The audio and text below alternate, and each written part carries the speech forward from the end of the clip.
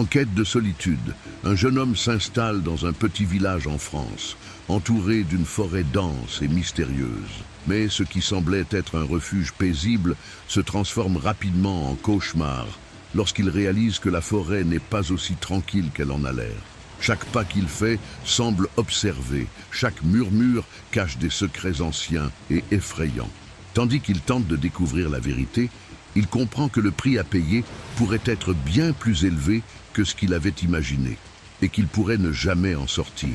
En plein hiver, un jeune homme nommé Lucas décide de se retirer dans un petit village au cœur de la campagne française. Cet endroit, isolé du reste du monde, semblait idéal pour lui, un refuge pour échapper à ses propres démons.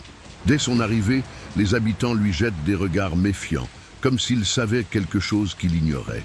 La forêt, qui entoure la région de tous côtés, a une aura intimidante, imposante et silencieuse. Pourtant, quelque chose dans cette tranquillité semble étrange.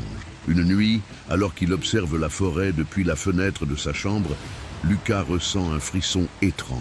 Il a l'impression d'être observé.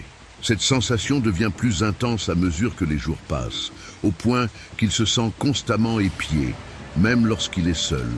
Il commence à entendre des murmures dans le vent, des bruits de pas dans les feuilles, bien qu'aucune trace ne soit visible au matin.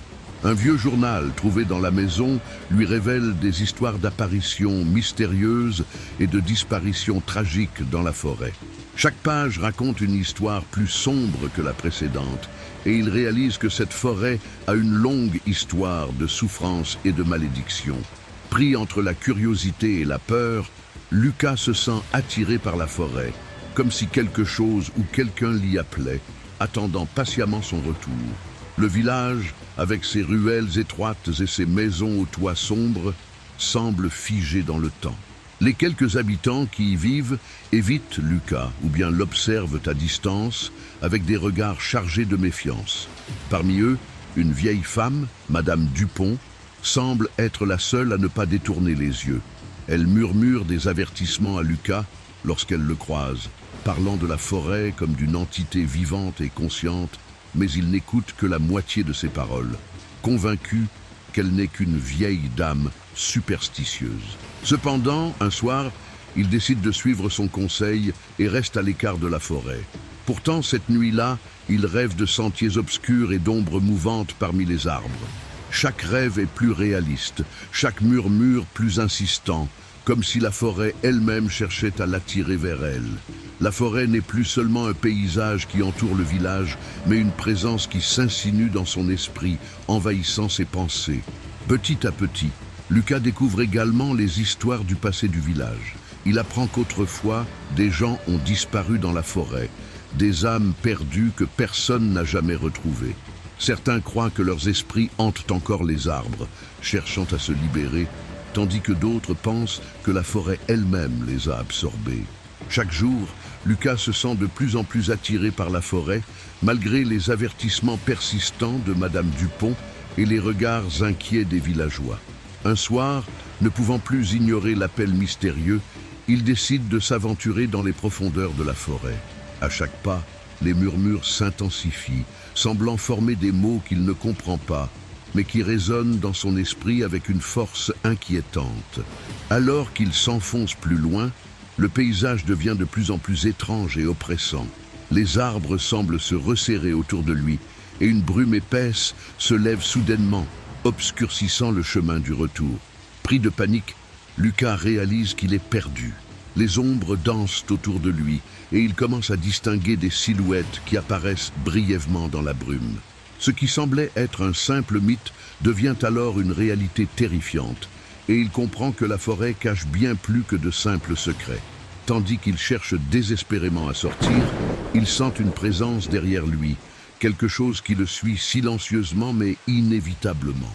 Cette nuit-là, il fait face à l'une de ces âmes perdues, une silhouette spectrale qui murmure des mots d'avertissement. Lucas est paralysé de peur, mais il comprend enfin que ces âmes errantes ne sont pas les véritables ennemis. C'est la forêt elle-même, cette entité sombre et ancienne qui réclame un sacrifice. Au fil de ses explorations, Lucas découvre d'anciennes légendes locales et des récits de villageois qui mentionnent un mystérieux rituel destiné à apaiser les esprits de la forêt. Ces histoires parlent d'un ancien sacrifice qui aurait permis de contenir la colère de la forêt pendant des générations. Mais le dernier sacrifice aurait eu lieu des décennies auparavant, et depuis, les disparitions se seraient multipliées. Certains villageois croient que Lucas est venu pour accomplir ce rituel oublié, tandis que d'autres sont convaincus qu'il a réveillé les anciens esprits par sa simple présence. Poussé par une curiosité irrépressible et un sentiment croissant de responsabilité, Lucas commence à rassembler les éléments nécessaires pour recréer ce rituel, espérant ainsi apaiser la forêt et se libérer de son emprise. Cependant, il est de plus en plus difficile de distinguer la réalité des visions, car la forêt joue avec ses sens, brouillant la frontière entre le rêve et la veille. Parallèlement, sa relation avec Madame Dupont se complexifie.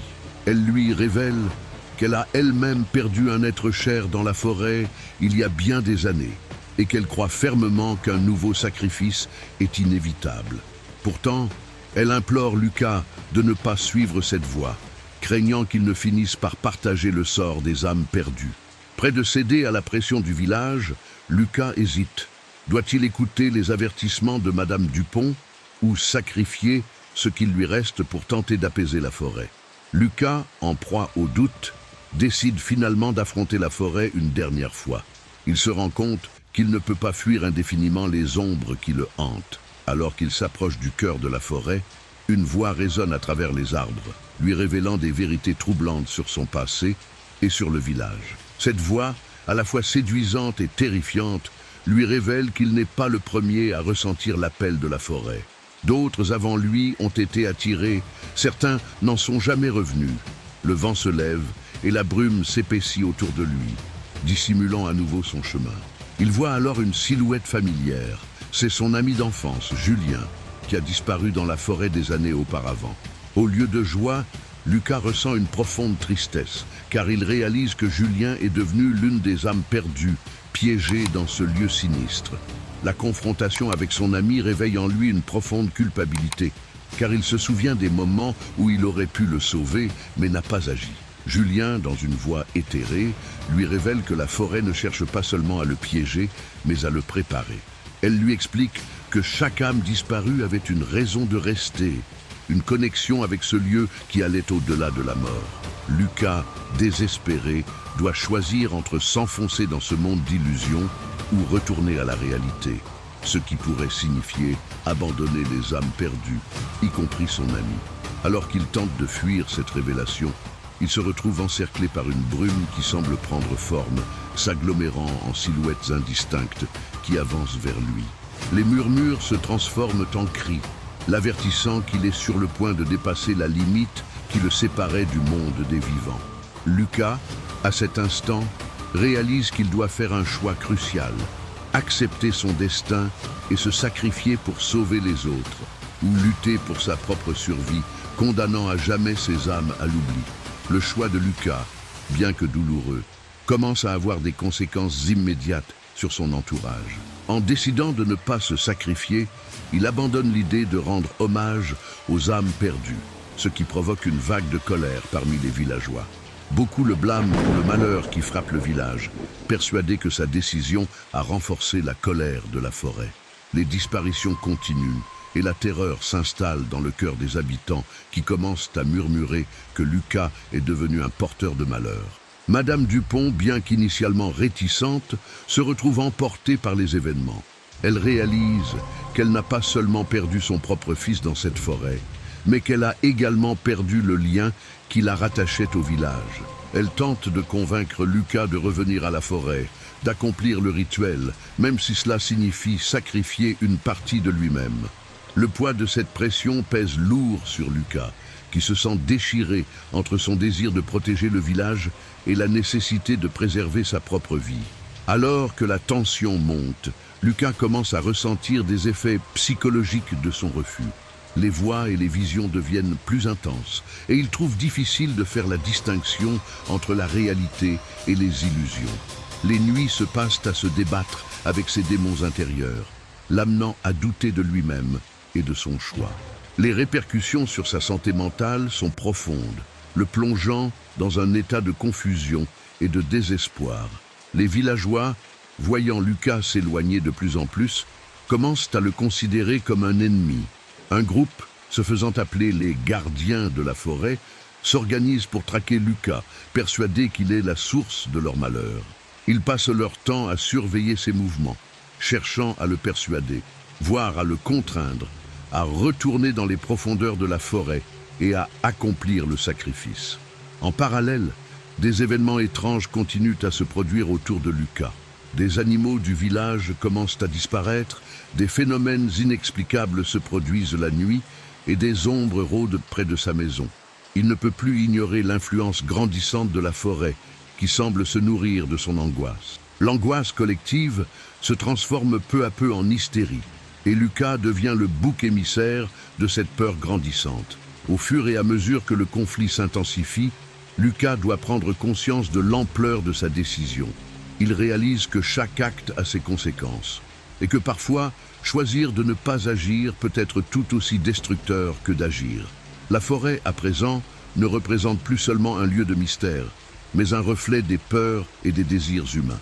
Les événements récents forcent Lucas à faire face à ses peurs les plus profondes. Alors qu'il observe les villageois sombrer dans la panique, il commence à réaliser que sa décision de ne pas se sacrifier ne peut pas seulement être motivée par un instinct de survie. Il se rend compte que le véritable défi réside dans sa capacité à changer le récit de sa vie, à transformer son rôle de victime en celui d'un héros capable de lutter contre la peur qui ronge le village. Avec ce nouvel éclairage, Lucas commence à rechercher des solutions alternatives. Il se tourne vers les anciens du village, espérant que leur sagesse pourra l'aider à comprendre comment briser le cycle de la terreur. Madame Dupont, bien que méfiante, est également touchée par l'évolution de Lucas.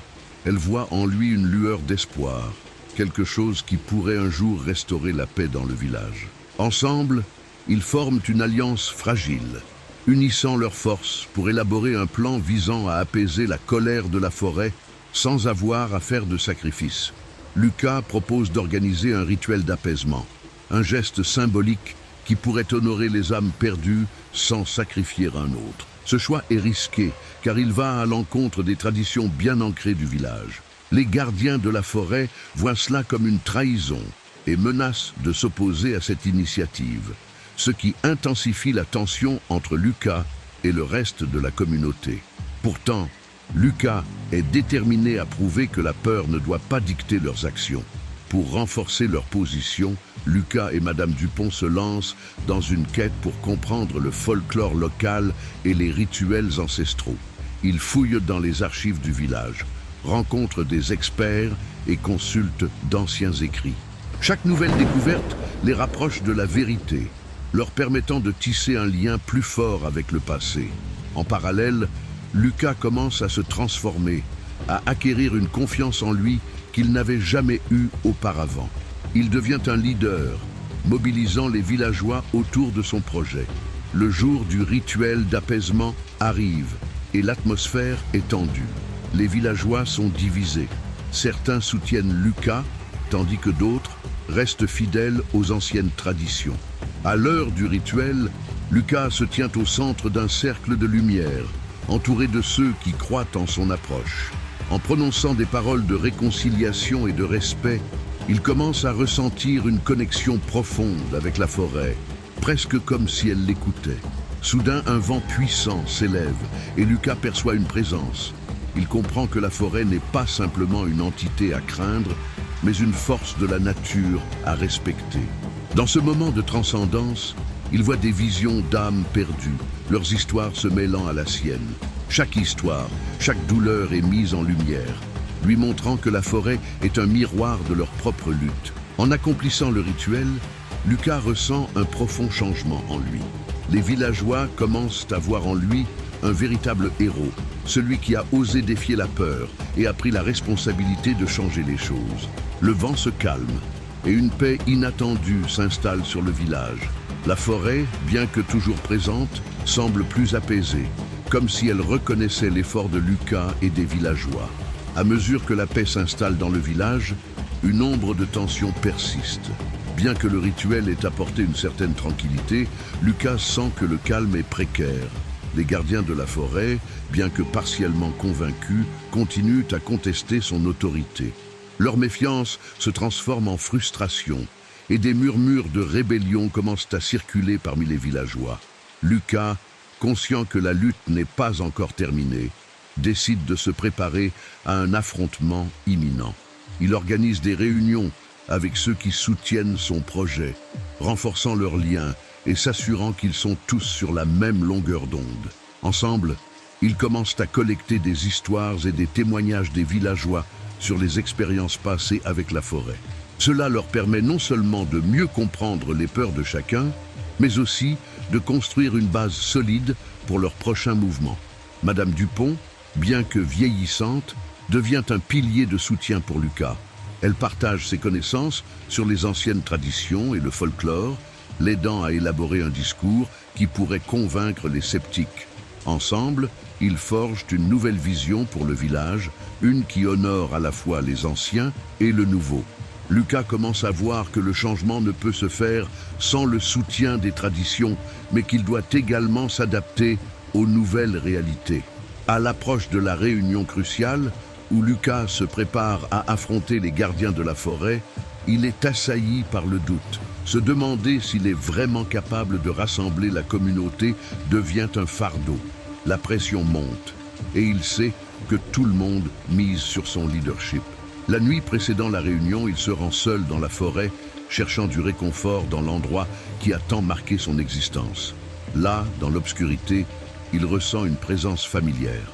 La forêt, loin d'être une ennemie, lui semble être une entité vivante. Elle respire avec lui et Lucas se rend compte qu'il n'est pas seul dans cette lutte. Ce moment de connexion l'aide à clarifier son esprit, lui permettant de formuler une stratégie qui allie respect et confrontation. Le jour de la réunion, la tension est palpable. Les villageois affluent, leurs visages trahissant l'inquiétude et l'incertitude. Lucas se tient devant eux, le cœur battant, mais une détermination nouvelle pulse dans ses veines. Il commence à parler, articulant ses pensées avec une passion renouvelée.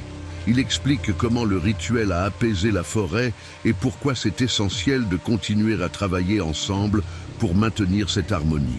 Les gardiens de la forêt, dirigés par un homme appelé Thomas, se lèvent pour exprimer leurs objections.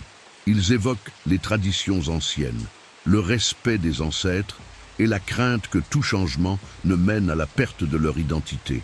Lucas les écoute attentivement, reconnaissant la validité de leurs préoccupations, mais il insiste sur l'importance de l'évolution. « Nous devons nous adapter », crie-t-il, sa voix résonnant dans l'assemblée. « La forêt a évolué avec nous et nous devons faire de même. » La confrontation atteint son paroxysme lorsque Thomas déclare que si Lucas ne respecte pas les anciens rites, il subira la colère de la forêt. Ce défi résonne profondément en Lucas. Il sait que l'issue de cette réunion pourrait déterminer non seulement son avenir, mais aussi celui de tout le village. Pour apaiser les tensions, Lucas propose un compromis audacieux, organiser un festival annuel célébrant à la fois les anciennes traditions et la nouvelle harmonie entre le village et la forêt. Cette proposition est accueillie par des murmures d'incrédulité et de scepticisme. Thomas, cependant, semble hésiter. Il comprend que le village ne peut pas continuer à vivre dans la peur, mais il reste méfiant envers le changement.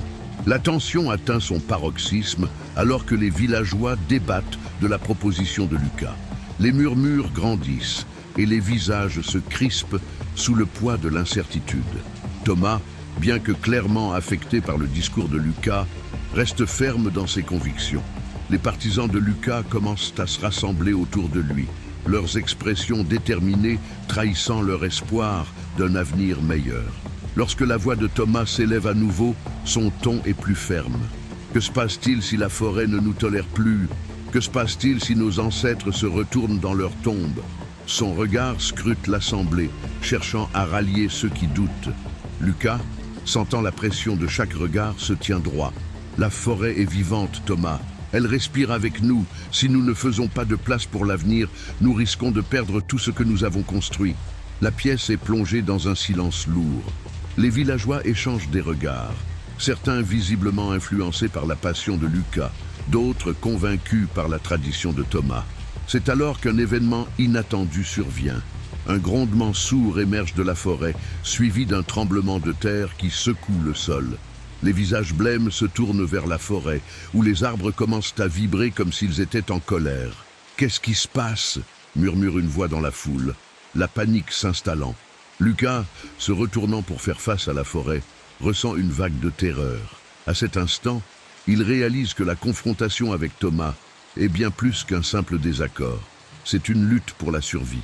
Lucas se ressaisit et fait un pas en avant, sa voix se portant au-dessus du tumulte. « C'est notre chance. Regardez, la forêt réagit à nos peurs. Si nous nous unissons maintenant, nous pouvons apaiser cette colère. » Avec un élan de courage, il tend les bras vers la forêt, comme s'il pouvait toucher chaque arbre. Il commence à chanter une mélodie ancienne, une chanson de paix qu'il a apprise de sa mère. Les villageois, d'abord hésitants, commencent à s'unir à lui, formant une chaîne humaine autour de la salle. Thomas, surpris par cette démonstration de solidarité, s'avance et malgré son scepticisme, se joint au chant. Peu à peu, les murmures se transforment en un chœur puissant, la mélodie résonnant dans l'air chargée d'électricité. La forêt semble répondre à leur chant. Le grondement diminue et une brise douce et apaisante souffle à travers les arbres. Lucas, réalisant que leur chant pourrait être la clé, intensifie son effort, le cœur battant à tout rompre. Au milieu de cette communion, une silhouette émerge des profondeurs de la forêt, une entité lumineuse manifestant la forêt elle-même. Elle flotte majestueusement, ses yeux brillants scrutant le village. Les villageois, suspendus entre la peur et l'émerveillement, retiennent leur souffle. « Pourquoi me dérangez-vous » demande l'entité d'une voix mélodieuse qui résonne comme un chant. Vous vous êtes perdu dans vos peurs. Lucas, le regard fixe sur cette apparition, trouve enfin les mots. Nous sommes ici pour guérir, pour nous réconcilier avec vous et entre nous. Nous ne voulons plus de peur. L'entité observe attentivement, comme si elle pesait chaque mot. Vous devez comprendre que le changement vient de l'intérieur. Si vous n'apprenez pas à vivre en harmonie, la colère de la forêt ne fera que croître. Le silence se fait à nouveau. Mais cette fois, ce n'est pas un silence de peur. C'est un silence d'écoute, où chacun réalise que la lutte ne concerne pas seulement le village ou la forêt, mais aussi leur propre essence. Lucas sent une transformation s'opérer en lui, une connexion profonde avec son héritage et la nature qui l'entoure. « Nous avons besoin de votre guidance », implore-t-il, ses paroles emplies de sincérité. « Enseignez-nous à honorer le passé tout en bâtissant notre avenir. » L'entité, émettant une lumière éclatante, hoche la tête lentement. « Alors, unissons-nous, créez des traditions qui célèbrent la vie et respectent la mort. La forêt vous accueillera si vous respectez cet équilibre. » Les villageois, inspirés par cette réponse, commencent à applaudir, transformant la peur en espoir. L'entité disparaît lentement, mais son message reste, gravé dans le cœur de chaque personne présente. Les jours qui suivent sont empreints d'une énergie nouvelle. Les villageois, galvanisés par l'expérience qu'ils ont vécue, se réunissent pour créer des rituels honorant la forêt et ses esprits. Lucas, en tant que leader, prend la tête de ce mouvement de renaissance. Thomas, bien qu'il ait encore des réserves, commence à voir les bénéfices d'une coexistence harmonieuse. Leur rituel inclut des chants et des danses, où chacun exprime sa gratitude envers la forêt pour sa protection. Ils plantent des arbres en mémoire de ceux qui les ont précédés, et chaque printemps, ils organisent une grande fête pour célébrer la vie. Le village devient un lieu de réunion, attirant des voyageurs de loin, désireux de découvrir les légendes de cette forêt vivante. Cependant, le plus grand changement réside dans Lucas. Il découvre une nouvelle passion pour l'apprentissage des traditions anciennes, cherchant à transmettre ses connaissances aux plus jeunes. Chaque soir, il raconte des histoires autour d'un feu, expliquant les leçons apprises et la sagesse des ancêtres. Thomas, touché par l'enthousiasme de Lucas, finit par le rejoindre. Ensemble, ils élaborent un livre des traditions, un guide pour les générations futures, mêlant légendes et enseignements pratiques. La rivalité qui les opposait autrefois s'est transformée en une profonde amitié. Un jour, alors qu'ils se promènent dans la forêt, Lucas se souvient de l'entité lumineuse. Il partage son rêve de la voir à nouveau, de la remercier pour sa sagesse. Thomas, surpris, l'encourage à faire cette démarche. Il faut respecter ce lien que nous avons établi. La nuit suivante, armés de lanternes et d'offrandes, ils se dirigent vers l'endroit où ils ont rencontré l'entité. Ensemble, ils chantent la mélodie que Lucas a apprise, offrant leurs prières à la forêt. Dans l'obscurité, une lumière commence à scintiller, et peu à peu l'entité apparaît, radieuse comme au premier jour. « Vous avez compris », dit-elle d'une voix douce. « Vous avez appris à écouter et à honorer vos racines. » Lucas et Thomas se prosternent, remplis de gratitude. L'entité sourit, une lueur d'approbation dans ses yeux. « Je suis fier de vous. Continuez à partager cette sagesse et à cultiver cette harmonie. Vous êtes maintenant les gardiens de cette forêt. » Avec ces mots, elle disparaît lentement dans la lumière, laissant derrière elle une sensation de paix et d'unité. Le village prospère sous cette nouvelle ère de compréhension et de respect. Les rituels continuent, et la forêt, autrefois perçue comme une menace, est maintenant célébrée comme une alliée. Lucas et Thomas, main dans la main, regardent vers l'avenir avec espoir, sachant qu'ils ont enfin trouvé l'équilibre entre le passé et le futur. Des années plus tard, Lucas et Thomas se tiennent côte à côte, regardant une nouvelle génération de villageois participer aux rituels de la forêt. Les enfants dansent et chantent, leur rire s'élevant comme un hommage à la nature. Dans le ciel, des étoiles brillent, témoins silencieux de leur transformation. La sagesse des ancêtres perdure, et chaque printemps, le village se rassemble pour honorer la forêt.